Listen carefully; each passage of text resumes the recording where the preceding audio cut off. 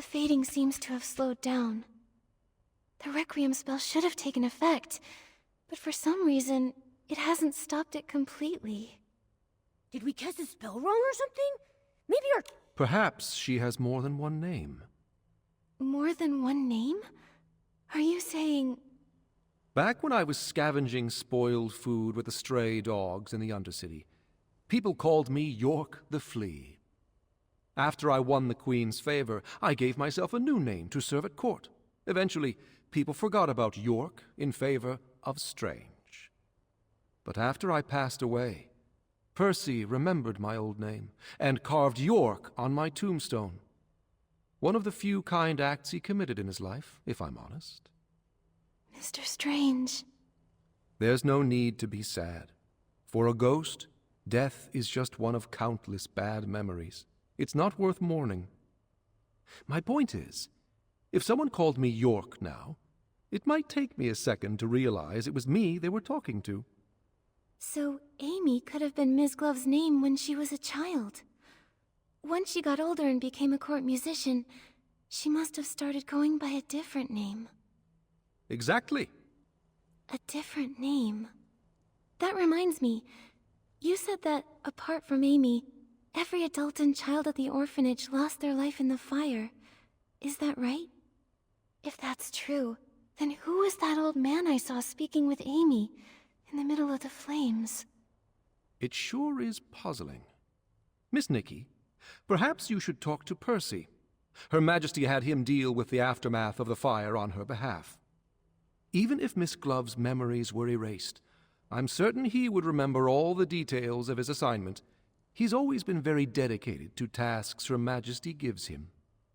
All right, I'll go visit Sir Percy. Will you come with us, Mr. Strange?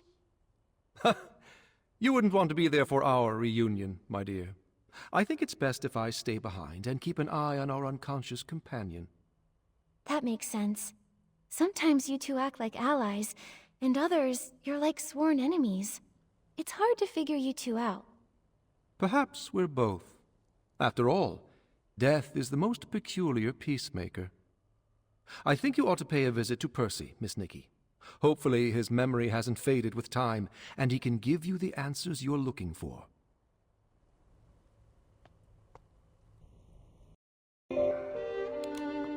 It's Nikki! Nikki is here! Your Excellency, it's been a while. I heard about what happened to Miss Glove. Is there anything I can do for you? Yes. Can you tell us about the fire at Hope House Orphanage? My, what a tragedy. That memory still haunts me to this day. It was humid that summer, and Her Majesty had just released a few redundant officials. That led to quite a bit of oversight.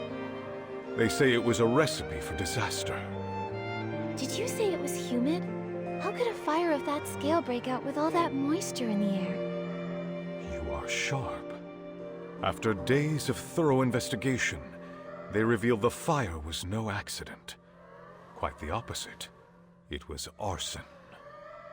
Her Majesty had just ascended the throne, and her rule was so new. So our investigation was met with quite a bit of resistance. On top of that, there was this mysterious force working against us in the shadows. After days of not finding anything, a fight suddenly broke out on the border, pulling me away. The case was left unsolved. I see. It seems like the public always blamed the Queen, which explains why that older... Oh, right! There was an old man talking to Amy. Did he survive the fire too? No. I supervised the burial of all the victims. I know for a fact that the only one to survive that night was Amy. I have to be honest, I have no idea who that man was. Seems like a dead end. Sir Percy, the other ghosts don't remember Miss Glove at all. Do you remember anything? Wait a sec. Since you're a sword, do those strange ancient spells even affect you? Unfortunately, I wasn't spared either. But I do recall investigating a murder in the royal palace. The victim was Her Majesty's personal musician. Miss Glove was also a court musician. We might be able to find some clue about her past with the rest of the case's evidence, don't you think?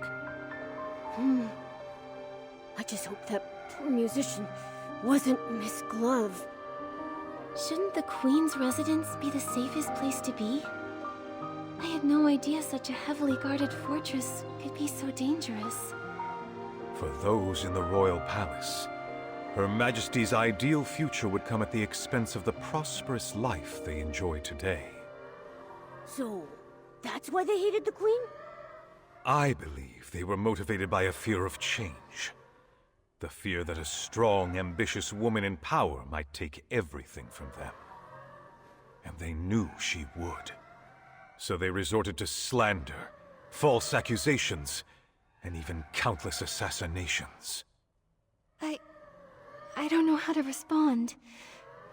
Your era, your ideals, the future you hoped for. I don't understand it. I've been in Wishfield for quite a while. I've weathered some storms, but all that remains in my heart are mostly warm and cherished memories. I walk alongside the people of this land as they work to bridge gaps and live in harmony. I would have to imagine that this is what you'd hoped this land would become. You're right. This is what we wanted Wishfield to become. If only Her Majesty could see the good that has come out of her beautiful kingdom. Ah, I just remembered! The evidence from the investigation into the murdered musician is kept in the front yard. Nikki, I'll take you there. My apologies. I was searching my memories again. I won't take up more of your time, Your Excellency. Shak, did you interrupt Sir Percy's memories on purpose? Ah, you caught me. Actually, after Her Majesty passed away, Sir Percy was exiled to guard the palace. He ended up being the only one to actually live out his days without them being cut short. Watching his companions die one by one, he spent decades reliving those painful memories, trapped in unending solitude. Sir Percy is far more regretful of his past than the other lords. I didn't mean to make him sad, and I really didn't mean to interrupt you. I'm sorry, Shak. I don't blame you, Shak. Sir Percy was able to gradually move past the shadows, thanks to your thoughtfulness. You deserve a lot of credit. Huh? That's awfully kind of you, Nikki. I think I'm blushing, Shak. Alright, cool your jets. Nikki and I are going to get those belongings.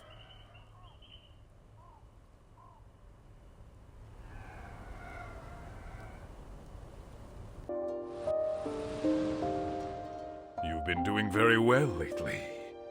Keep watching her closely. Learn what she likes and dislikes, and stay as near to her as you can. Yes, my lord.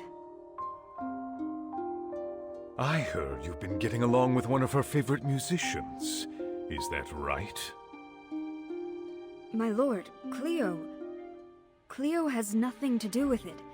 I beg you, my lord, please don't drag her into this. Enough! Dwelling upon these meaningless attachments will only distract you from achieving your goals. Or have you already forgotten the 84 lives that were reduced to ashes in that fire? I beg your forgiveness, my lord. Remember your mission, dear child. Your fate and the fate of this kingdom depend on you. Do not let fleeting compassion lead you to betray those still suffering in the abyss.